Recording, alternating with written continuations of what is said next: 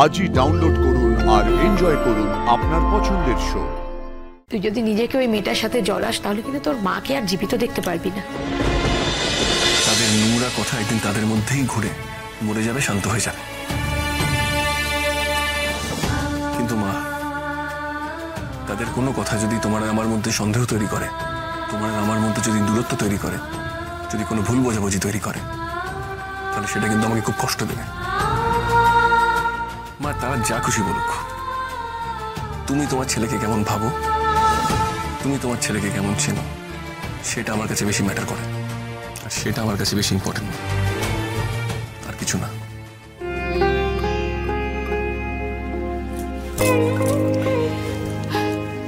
কৃষ্ণ, তোকে কটা কথা বলি। এই কথাগুলো না আমার মনের কথা। জানি এগুলো বললে, এগুলো শুনলে তুই হয়তো আমাকে খুব ছোট মনের ভাবতে পারিস, খারাপ ভাবতে পারিস। তাও আমি তোকেই বলবো। কেন জানিস? তুই ছাড়া তো আমার বলার কেউ নেই। আমি তোকেই সব কথা বলবো। অনুটা তো এখনো যথেষ্ট ম্যাচিওর হয়নি। আর তোর বাবা জানিস তো তাকে খুব ভালো করে। সংসারের কোনো বিষয় সে কখনো তলিয়ে দেখে না। সেই ছোটবেলা থেকে তোকে আর অনুকে কোন স্কুলে ভর্তি করব, কোন সাবজেক্টে তোদের টিউশন দরকার, কে তোদের টিউশন পড়াবে, তোদের পরীক্ষার রেজাল্ট কেমন হলো, স্কুলের ফাংশনে তুই কি আবৃত্তি করবি, অনু কি নাচ করবে, সব সব আমি নিজে ঠিক করেছি। আর তার জন্য যা যা করার দরকার আমি ছুটে ছুটে সব করেছি, যা যা দরকার।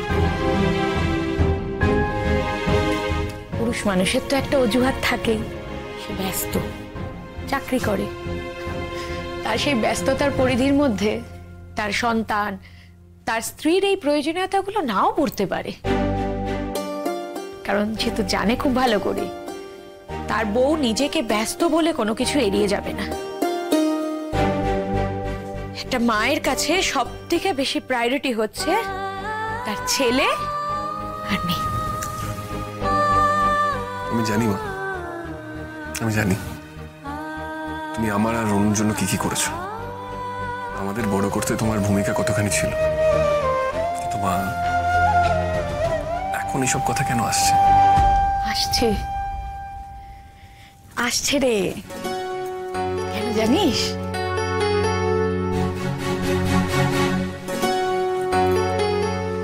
এই কাঁথায় মোড়া তুই আর আজকে তুই, তাকে তো আমি তিল তিল করে গড়ে তুলেছি। আজ দেখছি কি জানিস বাবা, আমার সেই ছেলেটার জীবনটাই একেবারে এলোমেলো হয়ে যাচ্ছে। জানিস তো কৃষ্ণ, আমার কেন এত টেনশন হয়? কারণ তুই তো সবটা তোর মায়ের উপর ছেড়ে দিয়েছিলিস। আমি তোকে বিয়ে দেব বলেছি, তুই বিয়ে করেছিস। যার সঙ্গে বলেছি তাকেই বিয়ে করতে রাজি হয়েছিস। তাহলে তোর জীবনটা যে এই এলোমেলো হয়ে গেছে, এর জন্য তো আমি দায়ী। আমার জন্যই তো ঘটে গেল তোর জীবনে এরকম। তাহলে তুই এটা আমার দায়িত্ব বল, তোর জীবনটা আবার নতুন করে গুছিয়ে দেবার, আবার একবার কি তোকে সুখী দেখতে আমার সাধ হতে পারে না? এটা কি খুব স্বার্থপর ভাবনা হবে রে, খুব সংকীর্ণ ভাবনা। মা, তোমাকে আমি আগেও বলেছি আর এখনো বলছি, যা যা ঘটেছে আমার বিয়ের পর থেকে, তাতে তোমার কোনো ভুল ছিল না মা, কোনো হাত ছিল না তোমার। মানে একটা জায়গায় ডাকাত পড়লো, যে আমার পাশে বসেছিল সে ছিটকে কোথায় চলে গেল আমি জানি না। আমি অন্য একজনকে ভুল করে নিয়ে চলে এলাম, এবার তার সমাজ গোটা ব্যাপারটাকে অন্যভাবে নিল। এইসবে তোমার দোষ কোথায় আছে যে তুমি দিন রাত আত্মগ্লানিতে ভুগে চলেছ? কৃষ্ণ, তোকে একটা সোজা সাপটা কথা জিজ্ঞেস করব, সোজা সাপটা জবাব দিবি? বলো। এই লাজু মেয়েটার প্রতি তোর কি কোনো দুর্বলতা আছে? বলছো মা? কৃষ্ণ, আমি জানতে চাই, জবাবটা দে। তুই কথা বল আমাকে। মা প্লিজ। ওই অশিক্ষিত গাইয়া মেয়েটাকে কিন্তু আমি আমাদের পরিবারের একজন বলে মানতে পারবো না কখনো। পাড়ার লোকেরা তাকে নিয়ে যা বলছে, তোর নামে যে নোংরা নোংরা কুচ্ছা রটাচ্ছে, তুই সেগুলোকে সত্যি করে দিবি না তো?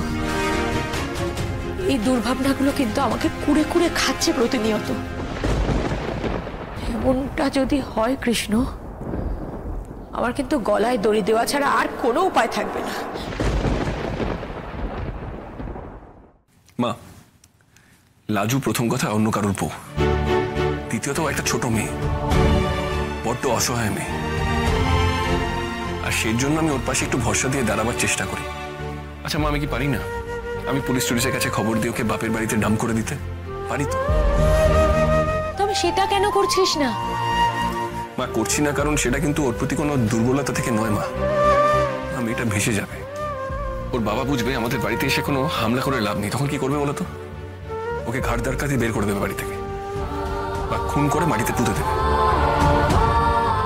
মা, ওদের সমাজটা এরকমই, ওদের মাথায় উঠে নাচে, ওরা খুব অসহায়।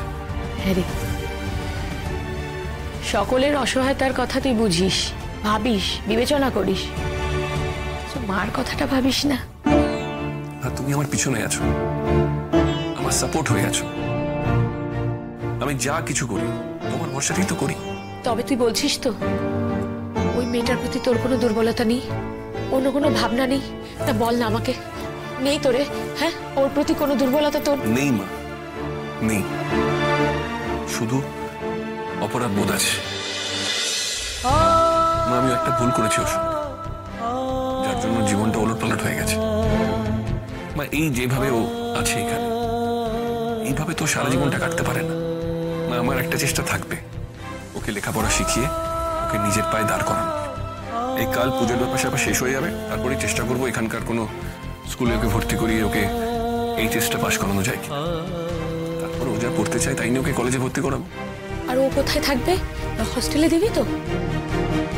কোথায় ভর্তি হবে সেটার উপরে ডিপেন্ড করছে।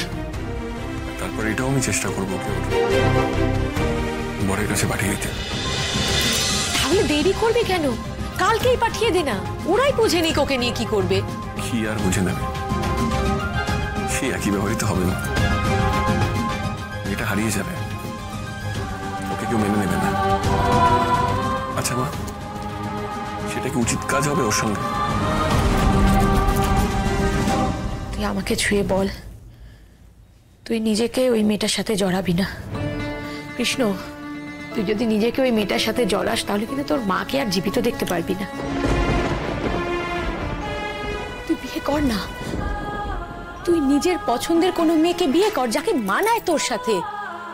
আমি কিচ্ছু বলবো না।